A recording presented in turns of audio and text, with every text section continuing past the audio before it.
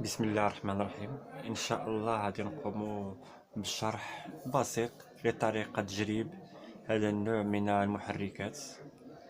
المحرك الذي يحتوي على 5 مداخل فقط، هما كما تلاحظون 5 مداخل،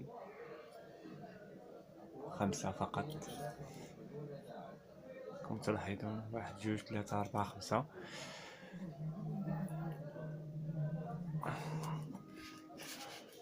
نحتاج لتجريب هذا الموتور فقط سلك عادي، فيشات، وكذا 2 مثل هذا الأسلاك فيها دوكوس، وكذا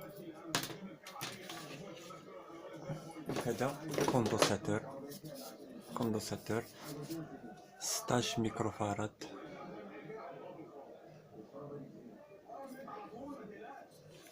كما تلاحظون في الموتور به 16 ميكروفاراد فقط. هي دي 16 ميكروفاراد.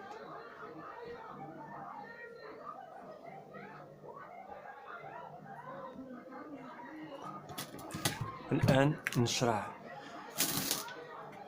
في تجريب الموتور. هذا النوع هنا يكون مدخل الضوء، وهادو للعصر وهادو للتصبين. مدخل الضوء لزراج تصبين، هاد المدخلين هكا بالترتيب.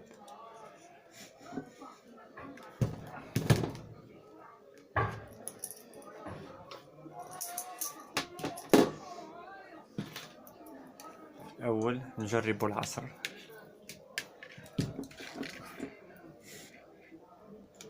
هنا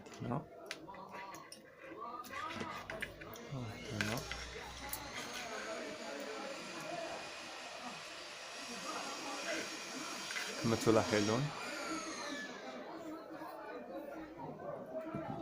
نربطهم بالكوندنساتور.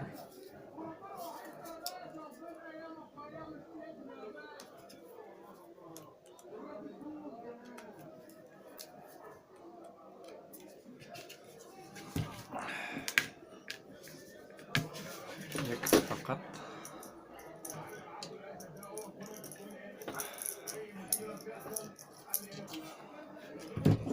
نربط هنا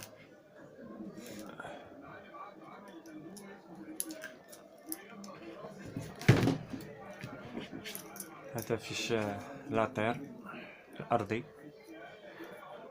وهنا في الموتور. يكفي فقط. أجرب.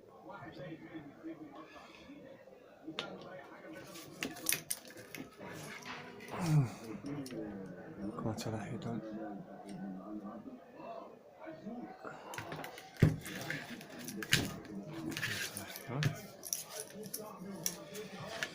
يمكن يتحرك.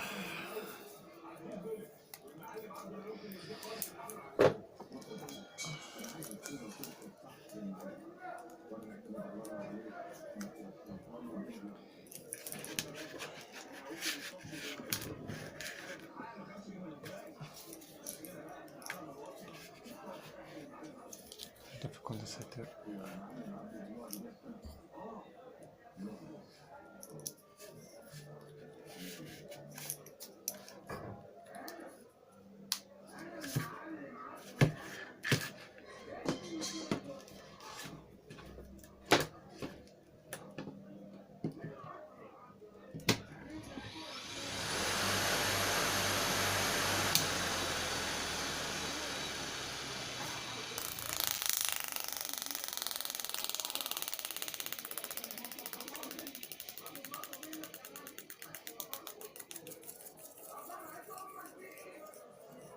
هذا في الاتجاه نعكس يكفي فقط تركيبه في الاتجاه الآخر.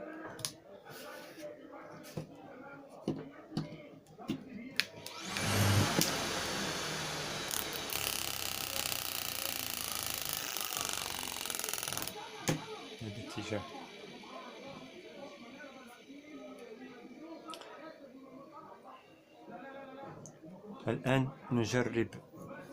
نجرب التصبين. نزول هادو من هنا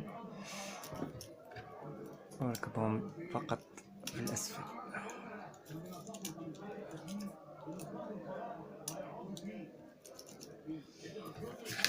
كما تلاحظون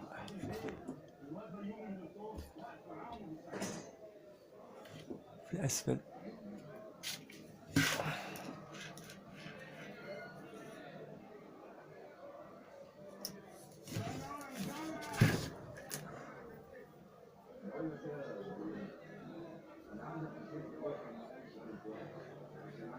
نجرب.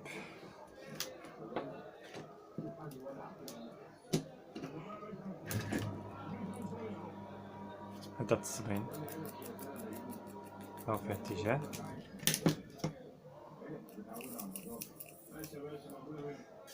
نعكس الاتجاه.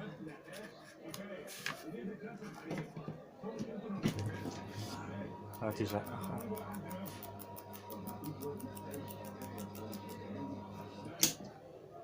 نتمنى يكون وصلت لكم الشرح بسهولة، نتمنى تستافدوا من هذا الشرح.